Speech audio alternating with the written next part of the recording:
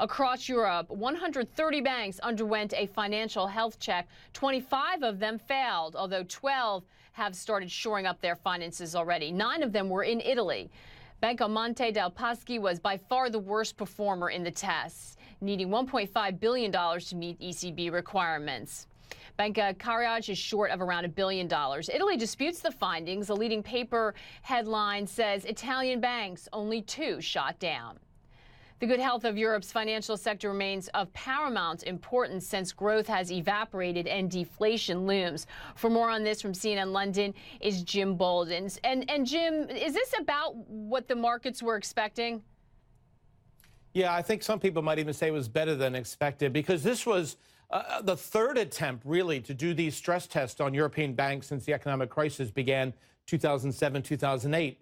And the other ones seemed to have no credibility. So the European Central Bank stepped back, took a year, and had the European Bank Authority as well. So 2 separate authorities really go over the books of these banks and tell the banks what quality assets they have, what shortfalls they have.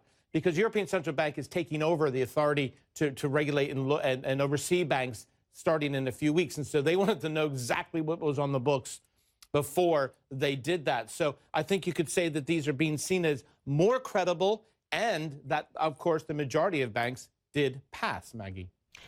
So are people going to sort of look at this as a benchmark now that there is going to be confidence in the banking sector? How is this going to play out in terms of market sentiment? Why does this matter so much?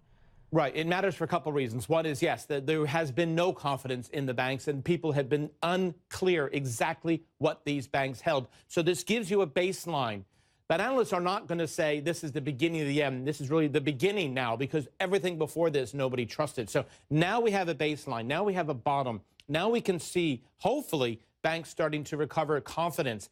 And also, they may have to go for rights issues. They may have to sell bonds. So you need to have investors to have confidence to buy those rights issues. You need investors to get into these banks, with the hope, of course, that the banks will then lend money into the Eurozone. That's the biggest issue. Will the banks feel the confidence to lend money? Will companies be there to take this money? And could that help from what looks to be a lot of deflationary worries here in the Eurozone?